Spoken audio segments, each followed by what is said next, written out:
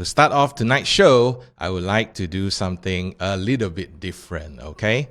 So here it goes. L is for the way you look at me. O is for the only one I see.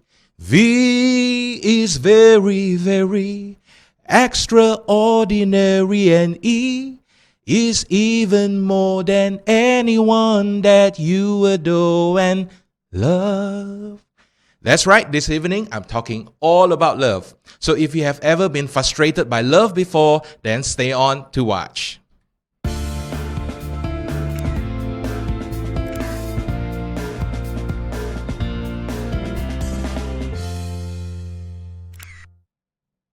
Good evening and welcome to the Luke Bong Show. I'm your host, Luke Bong, and this is episode number 6. Now, this show is all about empowering you to achieve emotional freedom so that you can live your life freely as well as be in control of your emotions at all time. Now, I want to really thank you very much for joining me on this Friday evening, because on this Friday evening, I know there are lots of things that you can do, but you choose to be here and spend it with me. So I'm going to do my best to make sure that this show will be beneficial for you, okay? So thank you so much. Now, for those of you who are new to this show, I want to say thank you and welcome to this show. Now, this show is broadcast live every Friday at 8 p.m. on both YouTube Live as well as in Facebook Live. So before we continue, I just want to quickly ask you to please help me to share this so that your friends who need to learn this, all right, they'll be able to benefit from it, and I would really appreciate that. And also, if you find that this show is something that is useful for you, please help me, all right, by giving a like as well as a love, the heart shape there, yeah? So that will really help a lot. Okay, so now what is tonight's show all about? Well, to begin, I'm going to share with you what is the reason why I made this show. About last month, okay, I was actually attending a course, and during that time, I met a very successful gentleman. So he came over to me and he asked me about what I do, and then I told him that I'm actually an NLP trainer. So he pulled me aside and he asked me if I could give him some advice. So I asked him, so what is it that you need help with? And he told me it was his relationship with his wife, because they were actually heading towards a separation, a divorce. And he really loved his wife and he wanted to save the marriage. So I asked him a few questions. And the first thing in my mind was, did you cheat on your wife? I think, come on, let's face it, all right? That is like perhaps the number one reason why marriages break down. But he said, no, he is a very faithful man. In fact, he works very hard, he loves his family, he cares for them, and yet the wife did not feel loved. That's strange, right? How could it be possible that when you put your heart there and you really commit yourself to the relationship, and yet your lover or your parent or your children or your friend or your boyfriend or girlfriend, they felt as if your heart is not there? Something must be wrong there, right? And the funny thing is, in that relationship, both partners, they are committed in the relationship. It's not like, they are cheating on each other. No, they are very committed to it. So why is it that these things still happen? So one of the things that I would like to point out to you is that there are lots of the times, right, is that people do not understand about how people fall in love or how people stay in love. So I want to share with you a story that I heard many years ago when I was still active in Toastmasters. So one of my friends there, he started to share a story about Mr. and Mrs. Tan. See, Mr. and Mrs. Tan had been married for over 50 years. They would be what you say as a very successful marriage, okay? Everyone look at them and everyone would be so like that. So on their wedding anniversary, Mr. Tan will bring Mrs. Tan to their favorite curry fish head restaurant in town. And without fail, they would order Mrs. Tan's favorite curry fish head. So as per their usual practice, they sat down and they started ordering. A while later, the curry fish head came. And this time round, as Mrs. Tan was about to take that curry fish head, suddenly she paused. And a tear began to fall down her face. Mr. Tan, of course, was very, very worried about it. And he was like, "Dear, what's wrong? Are you sick? Okay, is everything okay?" And Mrs. Tan said, "No, dear, everything is not okay." And Mr. Tan was shocked. I was like, "What's wrong? We are at your favorite restaurant. We are eating your favorite curry fish head. You should be happy. Not many people can be together for 50 years. I mean, come on, be happy." And Mrs. Tan, with tears in her eyes, said, "In 50 years, you don't even know that I hate curry fish head. We are here every year because it's your favorite dish, not mine."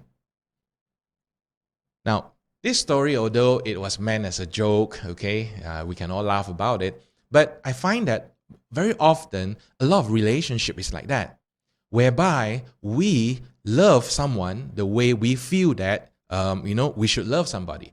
And the truth is that we are very sincere. Okay, we are sincerely trying very hard to please them, trying very hard to really give them our very best. And yet, our very best seems to be never enough, right? And sometimes that is when people begin to feel frustrated, or people begin to feel like, what's the point of loving? What's the point to continue? Why don't we just give it all up? But deep down in their heart, deep down inside, they know that that's not what they want. In fact, what they want is they want to save the relationship. Now, I hope that as you are watching this, don't just think that we are only referring to romantic love, okay? No, it's not, because there are so many different types of love. Parents with their children, that's love there too. Between siblings, love there too. Between friends, that's love as well. So love can encompass so many things. It's not just a romantic boy-girl relationship, okay? So tonight we want to explore how we can actually crack a person's secret love code. Because once you know the secret love code, you will be able to love that person in a way that is going to really, really mean something. Now, how on earth did I come to know about the secret love code? But before I tell you that story instead, I want to share with you how do people love, okay? And to do that, I need to invite someone, all right? I have a very special guest today with me in my studio. If you were watching last week, you would probably notice that last week I was in a hotel doing that. Today I'm back to my studio and I got a special guest for you. Listen.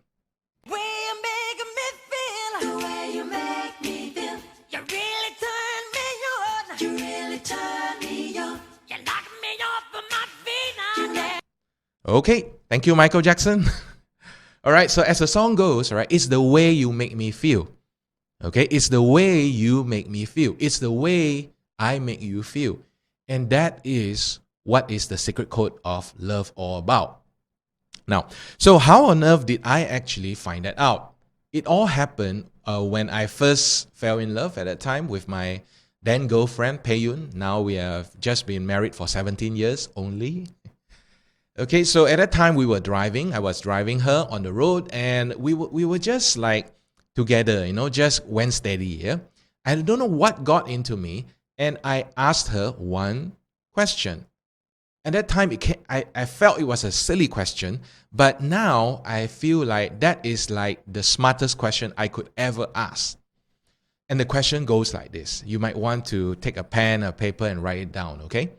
And the question that I asked her is, are you the type of girl who wants to meet every day, or do you prefer to meet, like, say, maybe 3 times a week?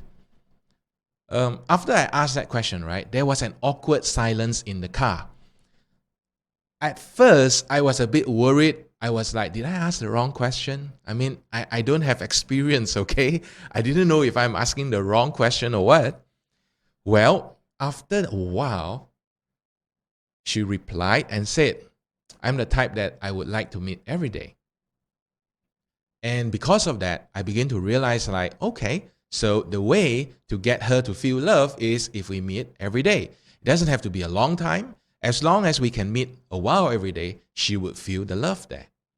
And even when I go traveling, there are still ways for me to meet her every day. Because then I know, because why? She has mentioned that to me. So over the years, I begin to realize that people will only feel love the way they feel love, not the way you give love to them. So if you feel like, for example, a lot of people nowadays, they work damn hard, They work from morning to the evening, and they do things like they go out, they work, all right? They take second job, third jobs, so that they can earn a lot of money because they want to provide for their family. They feel that by doing that, they are able to show love to their family. But the thing is it really what the family members actually want from them? So for all you know, right, all the hard work that you have put in outside when you are working and things like that, the very person that you want to love may actually feel like you are not caring. You are not there for them. And then you begin to feel frustrated about it. So coming back to my first story when I started about the man who actually was on the verge of separating from the family, from the wife, I asked him this question. I said, I know that you love your wife a lot. And I know that you are a very honest man. You are a very honorable person. But does your wife feel loved that way or not? And he got stunned. He was literally stunned for a while because he told me, I don't know, I've never thought of that question before. Something to think about, right? So in order for us to love someone, we must know how best the person needs to be loved. And then you do that very thing.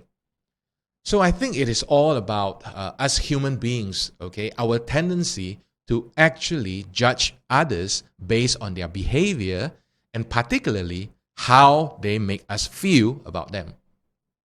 And when we do things that actually make them feel bad or make them feel unhappy, then guess what? The love will begin to fall down, no matter what you do, no matter what your intention is. Now, let me just give you a crazy scenario, all right? Suppose that I'm the type of person that I'm very messy, okay? And for me, my desk has to be in a mess. Sometimes, right, there are some people whereby messiness is actually good for them because when they need to do something, they need to find something, they know precisely where to get it, right? Are you the type? Okay. So just imagine for a moment, yeah? If let's say when you, one day when you come home and suddenly your desk is absolutely clean. It has nothing on it anymore.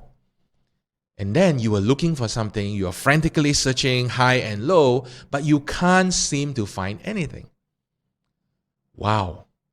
What do? Do you straight away say, I'm sure my wife must have very helpfully tidied the table for me. Oh, she loves me so much. Oh, I feel loved so much. Or would you probably be shouting your head off and says, who cleaned the table? Who have messed up my table? Okay, so probably the second one is more like it, right? So when the person who was the guilty party came and then the guilty party begins to say, all right, so what's wrong? Okay, I'm sure our default behavior would be we'll probably just shout at them, okay? But we have, at that moment in time, we totally forgot about their positive intention and why they wanted to help us in the first place. Okay, so let's not feel guilty about it because that's our default mode, unfortunately, all right? It's easier to judge a person's behavior than to step back and to actually try to understand a person's intention. So, knowing that about human behavior, I would like to suggest to you tonight, okay, about how you can find out about a person's, their secret love code. And once you know about their secret love code, what you can do in order to actually please the person, to make the person happy. You see, before I go into that, you might be thinking, I'm doing a bit of mind reading here, yeah? You might be thinking, if you are the only one who just give in love, and the other person just take in love, that's not fair. I don't know whether you thought about that, but I want to share with you that when you actually give to the person the way they feel truly loved, I'll have to warn you, because they will show you so much of love because they are fulfilled. It's that powerful, all right? No kidding. It's really is that powerful. So what is the secret there? The secret is to ask. That's right. It is to ask the person. When was the last time you have actually asked someone, how do you feel loved?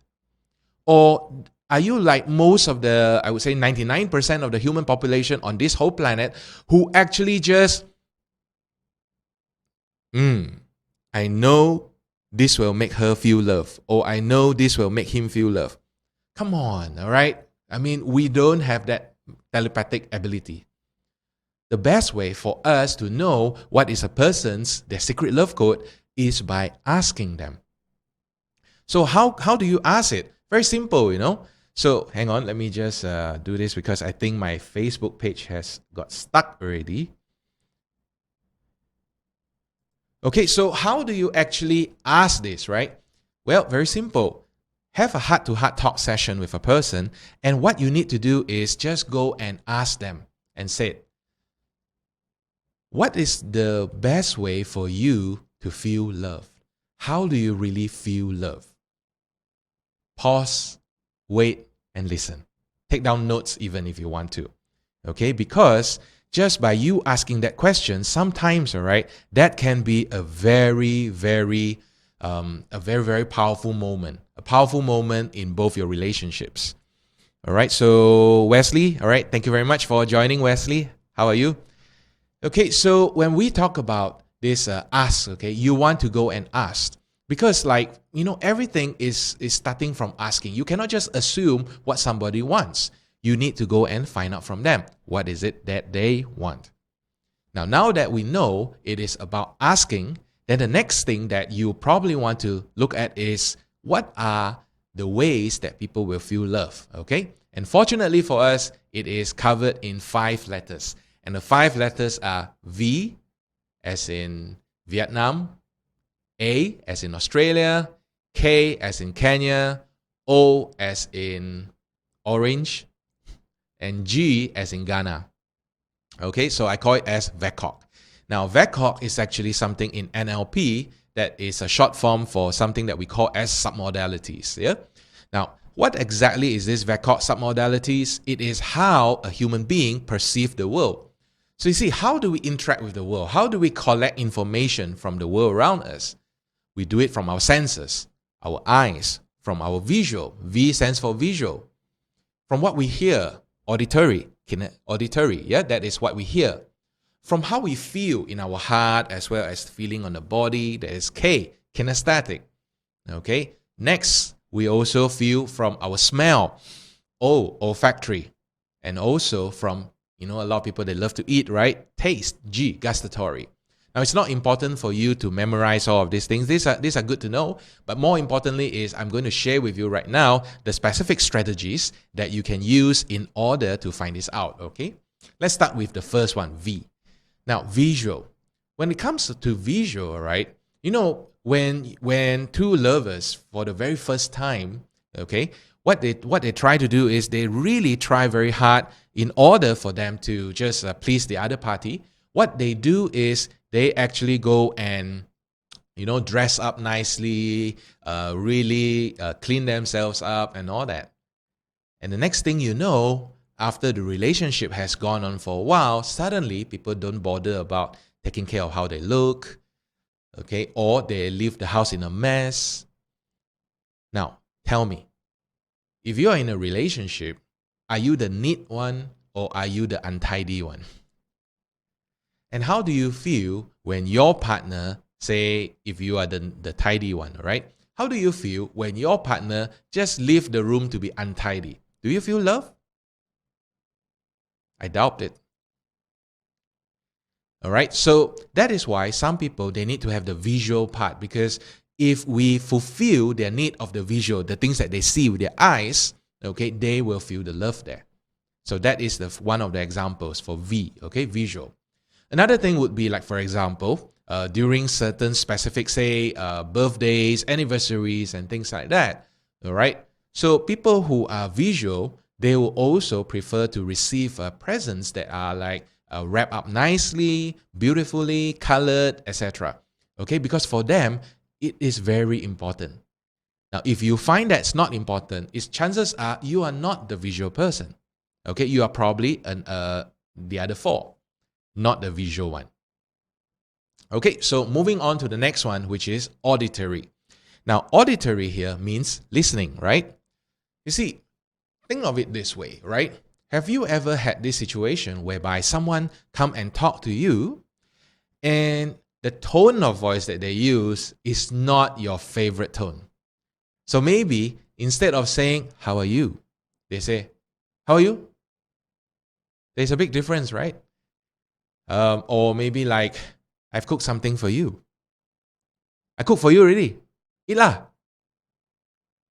Makes big difference, you know. Okay? For people who are very sensitive to the tone, to the words and all that, it plays a very big role. Okay? So if your partner or if your child or if your parent or if your siblings, your best friends, etc., is someone who is more sensitive to sound, chances are they are more attuned to the auditory side. And if they are more attuned to the auditory side, guess what you can do? You will probably need to, or you can probably, alter the way you speak. Okay, alter your tone of voice. That will actually make them feel love.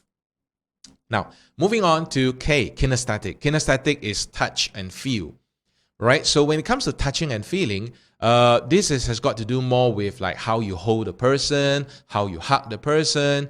You know, sometimes, right, there are children who needs to be hugged.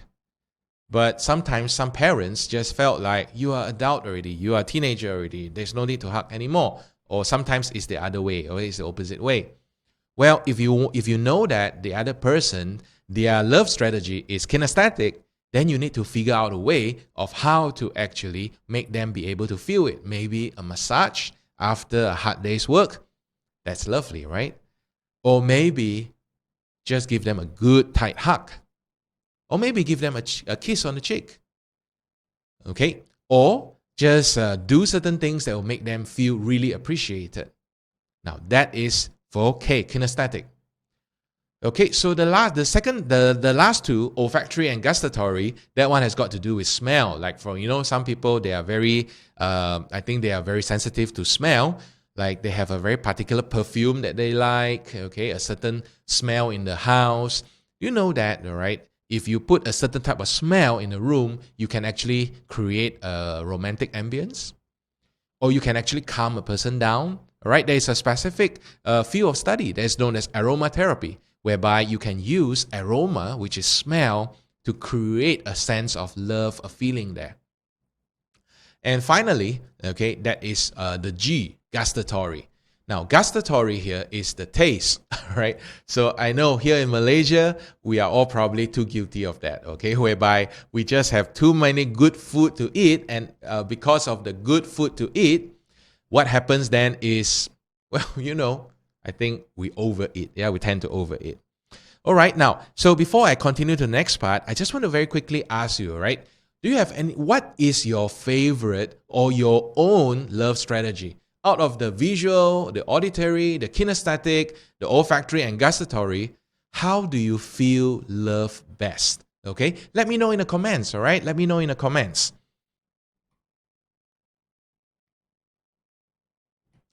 Okay, so let me know in the comments, and then I will be able to answer to your comments, all right? So let's have a chit chat like that, yeah?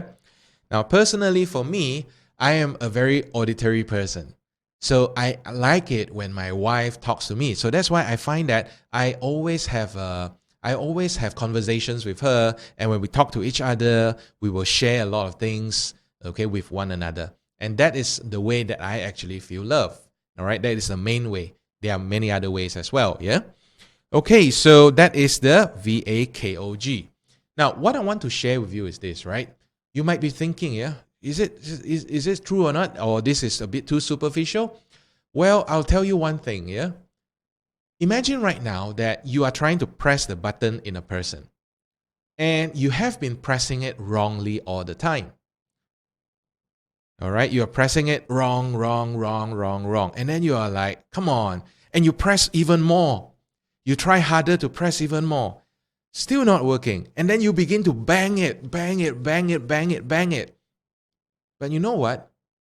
Even though you are working so hard, even though you are really trying to do all of this, you know what happened?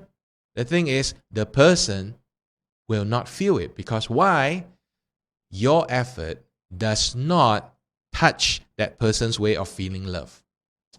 So if you want to become successful in this game called love, what you need to do is start by asking and finding out how the person feel love best. Okay. Now, I want to just close today's session, right? Today is just quite a short session.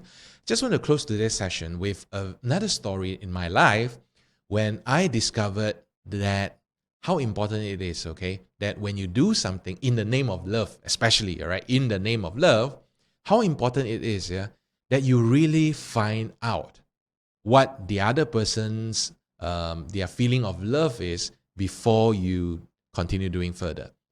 Okay, so I was just about I think 21 or 22 years old at that time. So that means it's about 20 years ago already. So I met my wife at that time, girlfriend, and what happened was I was introduced to a network marketing business. Now, I wasn't qualified. If you have been following my show, you know that I was a college dropout and my salary was very low. So one of my colleagues introduced me to one of the direct sales company, which is no longer around nowadays.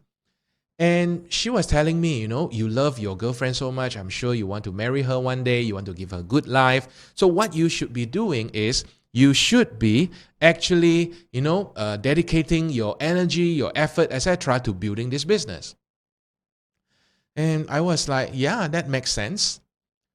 So I started to, go all out. I invested money into it, money that I didn't have. Okay, so I just invested into it. And I started to go and look for prospects, started to do sales, started to trying to get people to join. And then I told my girlfriend, I told Pei Yun, and I said, why don't you go and help me, get your friends, all right? You don't have to do the sales talk if you are not comfortable with that. Just invite them and I will do all the talking, okay? I will do all the talking. Well, I find that 1 week passed and she never introduced anyone. 2 weeks passed and she never introduced anyone. And in my heart, I was like thinking, here I am, I'm working so hard, I'm trying to create this future for us, but look who's not working. I was really frustrated. I was also beginning to get angry. And that was like the only time I've ever gotten angry with her.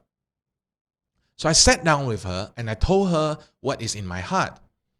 And she looked at me and she said, but that's not what I want. That's not what I want. And that was a real shocker for me because that was the moment where I began to realize that I was actually doing so many things thinking that it was to love her. But to her, that meant nothing. So I went back home. At first, it was quite hard to stomach because, come on, I have spent a few thousand ringgit already. I have dedicated a few weeks of my life towards building it. But then I began to realize was, what I really wanted was something, but it wasn't what we both wanted. I don't know if it is making sense to you. I hope it is, okay? Because after that, it literally changed the way that I approach how I love her. Because today, or not even today, back then, all right, I started to love her according to her love strategy. And that has been working pretty well, all right? I'm a happily married man. So I really hope that, this story, the point of the story is that, you love someone using their love strategy. Again, the love here is not just romantic love. It can be parental love. It can be friendship love. Okay, it can be co-worker love, it can be love to your boss. As difficult as that may sound. All right, so as long as you know how to find out the love strategy of a person, you will always be successful in love. All right, trust me on this one. As long as you know how to find the love code, all right, the secret love code of someone, you will always be successful in love. Trust me there. All right, so very quickly, just want to sum up. You can only love a person effectively the way they want to be loved, all right? Not how you think they want to be loved. And the best way for you to find out how they want to be loved is by asking them, okay? Asking them, find the right environment and ask them to tell you how they wish to be loved. What is their way that they prefer to be loved? And I have covered the 5 VACOG: visual, auditory, kinesthetic, olfactory, and gustatory. So these are the 5 common ways of how you can actually, reach a person's heart, and that is what you can do. So I hope you have enjoyed tonight's session, and tonight's session is just very brief. It's just about half an hour, and I hope that you are going to have more success in love. Whether you are finding love or whether you are experiencing love for the very first time, or maybe, okay, you are trying to rekindle a love that was on the verge of collapse, okay, because it's really worth it, it's really, really worth it, yeah? Okay, so next week, I have a very special guest because I'm going to bring Miri's very own expert in body language. Yeah, I'm going to be interviewing Mr. Peter Lim, who will be here, who will come onto my studio to be interviewed, and we will be talking about the power of body language, okay, and how it can actually power your self-confidence so that you can go and really, go and crush it. Okay, so thank you very much once again for joining me. I hope you have found this episode useful and helpful. As always, all right, I ask that you if you have enjoyed this show, like my page so that, every time when I come on live, you will be notified immediately and you won't miss a single episode, yeah? So if you check out my page as well, you will also be able to watch the replay of the previous 5 episodes. And so far, we have covered on topics like, for example, self-sabotaging behavior. We have talked about depression, okay, how to deal with depression. And then we also talk about insomnia, okay. And last week, I had a guest interview, Nick, okay, where we talk about stress, okay, and how do we deal with stress. So next week, join me again on Friday at 8 p.m. here on Facebook Live as well as on YouTube Live. And the topic is all about the power of body language. So thank you very much. Good night, everyone. Have a wonderful weekend ahead. Bye-bye.